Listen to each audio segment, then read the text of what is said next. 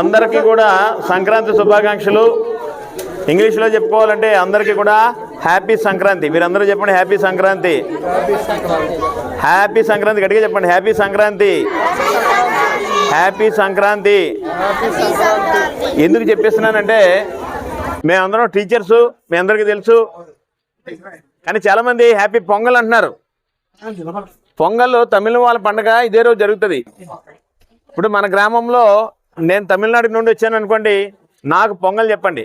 కానీ తెలుగు వాళ్ళందరికీ సంక్రాంతి చెప్పాలి. ఒకటి. రెండోది ఏంటంటే ఈరోజు ఇక్కడ నిజంగా పండుగ వాతావరణం ఉంది. ఒకవేళ ఈ ముగ్గుల పోటీ ఇక్కడ లేదనుకోండి, అప్పుడు మీరు ఏం చేస్తారు? ఇంటి దగ్గర మొబైల్ ఫోన్తో ఆడుకుంటారు, టీవీ ముందు కూర్చుంటారు. కానీ అది పండగ కాదు. పండగ అంటే 10 మంది కలిస్తేనే పండగ. ఈ పిల్లలు చూస్తే చాలా ఆనందంగా అనిపించింది. అందరూ ఎవరి పాత్రలు వాళ్ళు ఉన్నారు, చక్కగా వాళ్ళు వేశారు. అదేవిధంగా జడ్జి అమ్మలు వచ్చారు. జడ్జిలు వాళ్ళు చాలా చక్కగా చూసి చాలా డిస్కస్ చేసుకుని అందరినీ చేసి 1-4 సార్లు చూసి జడ్జిమెంట్ చేశారు. అలాగే గ్రామ పెద్దలు వచ్చారు, సర్పంచ్ గారు, వైస్ సర్పంచ్ గారు, గ్రామ పెద్దలు అందరూ వచ్చారు. ఈ అందరినీ ఇక్కడికి చేర్చిన చిన్నారాం మేషారు నిజంగా చాలా మంచి కార్యక్రమం చేస్తున్నారు ఇది. మరి అలాగే మీరందరూ కూడా వచ్చి పార్టిసిపేట్ చేయాలని నిన్న నాకు చెప్పారు ఈ ప్రోగ్రాం ఉందని. నేను మొన్న స్కూల్లో జరిగినప్పుడు కూడా పిల్లలకి మీ అందరికీ నెక్స్ట్ టైం వచ్చినప్పుడు ప్రైజులు తెస్తా అన్నాను. అలాగే ఈ స్కూల్లో చదువుతున్న పిల్లలందరికీ ప్రైజులు తీసుకొచ్చాం ఈరోజు. ఇది పండగ అంటే. అంతేగాని పండగ అంటే మన ఇంట్లో మనం పడుకోవడం కాదు, సెలవు వచ్చింది కదా అని చెప్పి టీవీ ముందు కూర్చోవడం కాదు, మొబైల్ ఫోన్లో ఆటలు ఆడుకోవడం కాదు. కాబట్టి మరి ఇది పండగ. ఇటువంటి పండుగలు మీరు మరిన్ని బాగా చేసుకోవాలి. పిల్లలు మరింత అభివృద్ధి చెందాలి.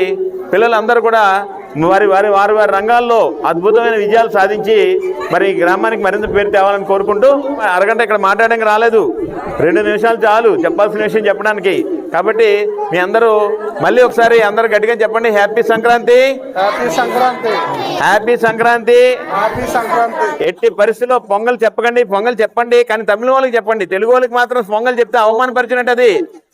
నేను హ్యాపీ రంజాన్ అని చెప్పాను అనుకోండి, బాధపడతారు కదా. ఇప్పుడు ఈ టైంలో రంజాన్ అప్పుడు చెప్పండి.